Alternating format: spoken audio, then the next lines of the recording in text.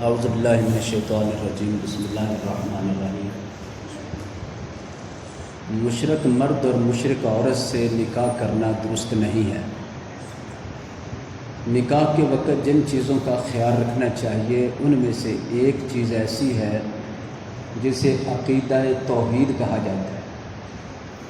اس پر کوئی سمجھوتا نہیں ہونا چاہیے۔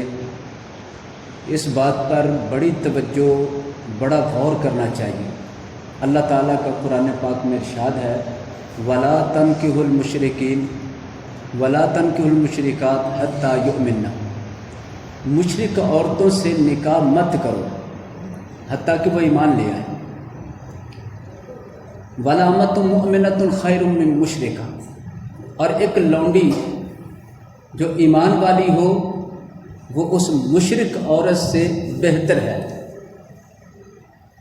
اگرچہ تمہیں مشرک عورت کتنی اچھی، کتنی خوبصورت، کتنی بہتر لگے، لیکن اس عورت سے وہ لونڈی بہتر ہے جو ایمان والی ہے۔ اللہ تعالیٰ نے شرک اور ایمان کو متضاد قرار دیا، یعنی کہ توحید ہی اصل ایمان ہے۔ توحید نہیں، شرک آ گیا تو ایمان نہ رہا۔ اس لیے فرمایا مشرکہ عورتوں سے شادی نہ کرنا جب تک کہ وہ ایمان نہ لائیں، یعنی شرک ترک نہ کر دیں، شرک چھوڑ نہ دیں۔ اسی طرح ارشاد فرمایا وَلَا تُنْكِحُوا الْمُشْرِكِينَ، اور اپنی بچیوں کا نکاح مشرک مردوں سے نہ کرنا۔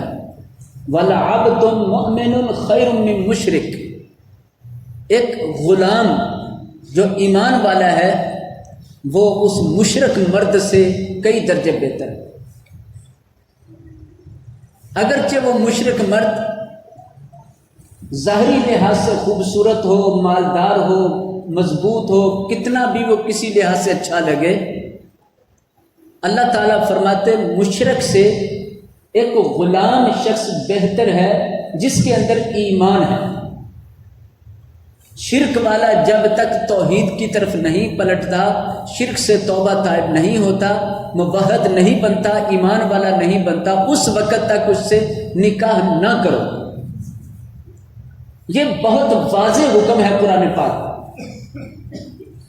ہم شادی نکاح کے موقع پر گھر دیکھتے ہیں، تنخواہ دیکھتے ہیں، قد کاٹ دیکھتے ہیں، برادری دیکھتے ہیں، حسن و جمال دیکھتے، سب کچھ دیکھتے ہیں۔ اصل چیز دیکھنے کی کیا تھی جس کا حکم اللہ نے دیا؟ وہ ایمان تھا، وہ عقیدہ تھا، جسے دیکھنا بہت بہتر تھا۔ اور اللہ تعالیٰ نے عقیدے کی خرابی پر نکاح نہ کرنے کا حکم دیا۔ اس کی کیا وجہ ہو سکتی ہے؟ اللہ تعالیٰ کو کیا مسئلہ ہے کہ وہ ہمیں مشرک مردوں عورتوں سے نکاح کی اجازت نہیں دے رہے؟ اللہ تعالیٰ نے قرآن مجید کے اندر اگلی آیات کے اندر ارشاد فرمایا، اس کی وجہ یہ ہے اولئک یدعون الی النار، یہ لوگ جہنم کی طرف بلاتے ہیں۔ تو لوگوں کیا ہو گیا ہے، تم ان لوگوں کے ساتھ مل رہے ہو، ان سے رشتہ داری کرنے لگے جو تمہیں جہنم کی طرف بلائیں۔ یہ ہے وہ اصل سبب۔ میں کہتا ہوں آج ایک وائرس کی وجہ سے کہتے ہیں الگ ہو جاؤ، دور ہو جاؤ، یہ وائرس مار دے گا، موت کے گھاٹ اتار دے گا، سانس تنگ ہو جائے گا، پتہ نہیں موت آئے گی کہ نہیں آئے گی، ڈرامہ ہے یہ سارا، لیکن بنایا ایسا کہ وائرس مار ڈالے گا۔ اس وائرس سے 1000 گنا بڑا وائرس اور حقیقی وائرس شرک کا وائرس۔ اللہ فرماتے یہ جہنم کی طرف بلاتے ہیں، ان سے پیچھے ہٹ جاؤ۔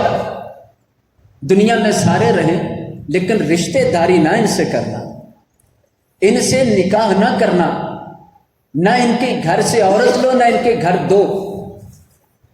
شرک کیا ہوتا ہے جس سے اللہ کو اتنی نفرت؟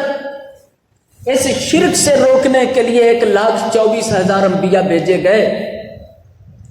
اس شرک کا قلع کما کرنے کے لیے اللہ تعالیٰ نے آسمان سے کتابیں نازل فرمائیں۔ اس شرک کے معاملے میں جنہوں نے ضد اختیار کی، اللہ نے ان کو تہو نس کر کے رکھ دیا، برباد کر کے رکھ دیا۔ قرآن گواہ ہے کتنی ساری قومیں اس شرک کی وجہ سے تباہ کی گئی۔ یہ کیا چیز ہوتی ہے شرک؟ کیوں بار بار لوٹ کے آتا ہے؟ ایمان پر حملہ کیوں ہوتا ہے؟ میرے دوستو بھائیوں، قرآن اسی لیے توحید کو اور شرک کو نکھارتا ہے، الگ الگ کرتا ہے۔ قرآن پڑھنے والا کبھی شرک نہیں کر سکتا جب وہ قرآن کو ہدایت کی خاطر پڑھے، علم کی خاطر نہیں۔ کئی لوگوں کے پاس علم ہے قرآن کا اور بڑا علم ہوگا، لیکن وہ علم نافع نہیں ہے، وہ علم مفید نہیں ہے، وہ علم برائے فساد ہے، علم برائے جھگڑا ہے۔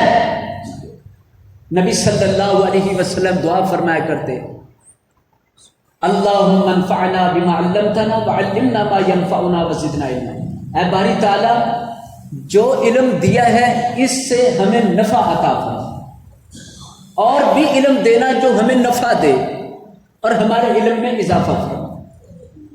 علم نافع وہ ہے جو انسان کو عقل مند بنائے، باشعور بنائے، سیدھی راہ پہ لائے، سیدھا کر کے دکھائے۔ جو علم جھگڑے پیدا کرے، بحث بنانے کے لیے ہو، اس کے بارے میں نبی صلی اللہ علیہ وسلم نے ارشاد فرمایا، جو شخص اس لیے علم دین حاصل کرے کہ اس نے دوسروں کے ساتھ جھگڑا کرنا ہے، بحث کرنی اور مقابلہ کرنا ہے، فرمایا وہ جنت کی خوشبو بھی نہیں پائے گا۔ یہ علم ہدایت کے لیے ہوتا ہے۔ قرآن پاک میں سورہ جن میں ارشاد فرمایا گیا، جنات جا رہے تھے، انہوں نے نبی صلی اللہ علیہ وسلم کو قرآن پڑھتے ہوئے سنا، پہلی بار سنا ہے، سنتے ہی کہنے لگے، آج ہم نے ایسا قرآن سنا ہے، قرآن عجبا یہدی الی الرشد فآمنا بہ ولن نشرک بربنا احدا۔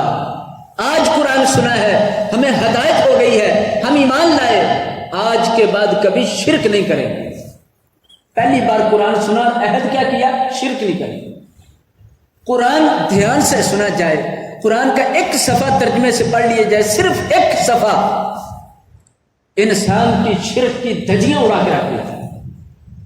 اللہ نے بے شمار قوموں کے قصے بیان کیے اور ان کا شرک بیان کیا۔ مجھے یہاں حضرت علامہ مناظر اسلام عبداللہ شیخ پوری رحمۃ اللہ علیہ یاد آئے۔ فرماتے ہیں کہ میں نے ایک تقریر کی کہ شرک کیا ہوتا ہے۔ ساری تقریر سننے کے بعد ایک چودھری آدمی کہنے لگا، مجھے نہیں سمجھ آئی شرک کیا ہوتا ہے، مجھے سیدھے سے طریقے سے سمجھائیں شرک کیا ہوتا ہے۔ بڑا بتایا، اسے سمجھ نہ آئی۔